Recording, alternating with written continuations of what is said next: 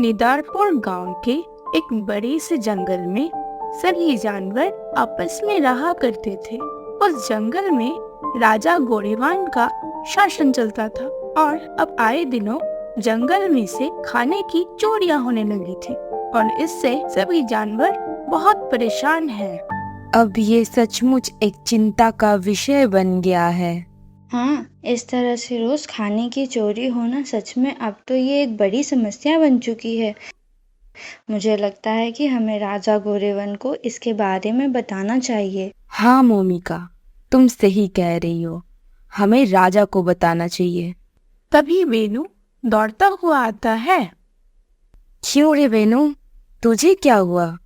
राजा गोरेवान ही सारे जंगल और हम सभी का खाना चुरा रही है। ये सुनकर अनिवा और मोमिका दोनों हैरान हो जाते हैं। ये राजा के बारे में तुम क्या अनाप शनाप बक रहे हो वीनू? तुम जानते हो ना राजा कितने अच्छे हैं। चोरी होने पे भी उन्होंने थोड़ा सही सही पर हमें खाना तो दिया। और एक तुम हो कि उन्हीं पर चोरी का इल्जाम लगा रहे हो। छी छी छी। बिल्कुल सही कहा मोमिका, तुम चलो यहाँ से, हमें इस वेणु से बात ही नहीं करना। कोई मेरा यकीन ही नहीं करता। शायद इन लोगों को मेरी बात पर विश्वास ही नहीं। जाने दो। पर वेणु की बात से अनिवा कहीं ना कहीं प्रभावित हो जाता है और इसलिए वो उस रात ना सोने का निश्चय करता है ताकि वो सच का पता लगा सके। आज मैं साबित कर दूंगा कि वो वेणु झूठ बोल रहा है। आज तो मैं भी नहीं सोऊंगी। मुझे तो लगता है ये वीनू ही चोर है। सभी सोने का नाटक करते हैं कि तभी राजा गोरेवान वहाँ आते हैं और सबके घरों से खाना चुराकर भागने लगते हैं।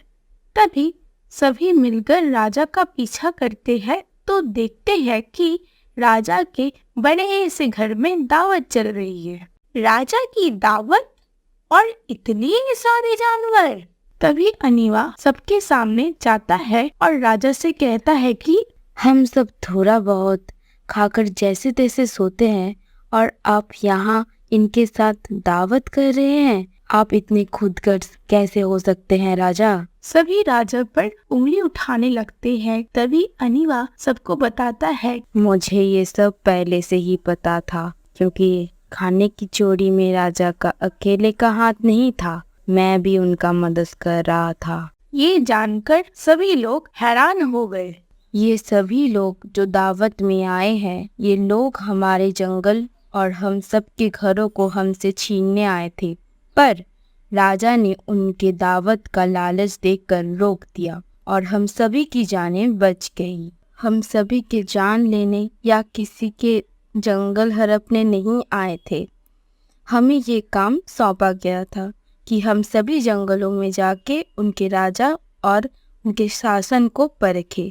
और राजा गोरेवान को परखने के बाद हमें पता चला कि राजा गोरेवान सचमुच एक सही और सच्चे राजा है। मुझे माफ कर दीजिए राजा, आज मुझे ये समझ आ गया कि केवल किसी के जीवन का एक छोटा सा दृश्य देखकर और बिना पूरी बात जाने हमें किसी को परखना नहीं चाहिए।